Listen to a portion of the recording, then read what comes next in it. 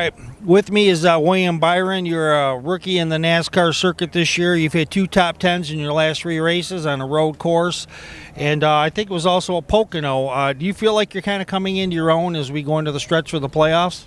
Yeah, I think so. I mean, it's been a good couple weeks. The speed in our car has been good, and it's been refreshing. So I'm looking forward to today. I think it's going to be a good race for us. So hopefully we can have a top 10 and keep that streak going.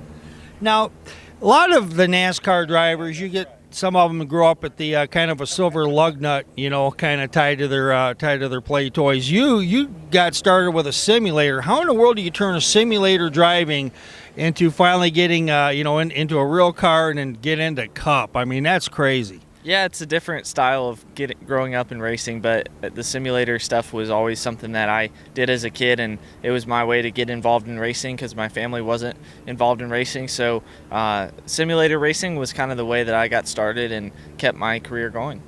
Yeah, I know the simulators. I was at the Detroit Grand Prix earlier this year. Those simulators, they are no joke. It's not like something you get in an arcade. I mean, these things literally will simulate any track, any surface, any kind of suspension adjustment. So that must have really been helpful. Did you get on one of those fairly early on? Yeah, I did. I got on a simulator probably when I was 14 years old, so it was pretty early on for me, but it was a good way for me to get started in racing and have something to race for. So I really enjoyed it. I didn't think it would lead to a racing career, but I'm very fortunate it did. Now, as far as do you think that you're going to start seeing a lot more potential Cup drivers, Xfinity, even truck? Do you think that they're going to start finding various diverse ways to get in rather than the traditional way of getting in go-karts? Do you see these alternative ways? Yeah, a little bit. I think it's kind of, I'm not sure yet because I haven't really seen what other guys are doing, but it seems like the normal steps are starting pretty young racing.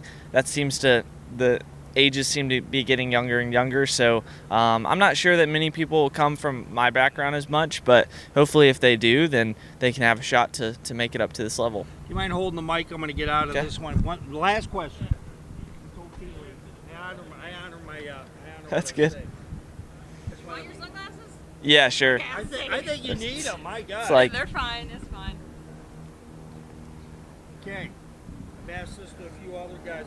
Yeah. With the wins by Chase Elliott and Eric Jones this year, Ryan Blaney next year, you kind of see by taking a look at their evolution, they had to kind of get some races under their belt. Do you see your time coming in this series? yeah, I think so. I think it takes a lot of things to happen to line up to win, but it's been a lot of fun this year. I've learned a ton about myself and my race team and everything like that. So I think it just is a matter of communicating and kind of understanding what it takes to win. Good pit stops, good restarts, and obviously good speed in the car on the racetrack, good decision making. So it all adds up to a win, but hopefully the end of this year we can get to that point.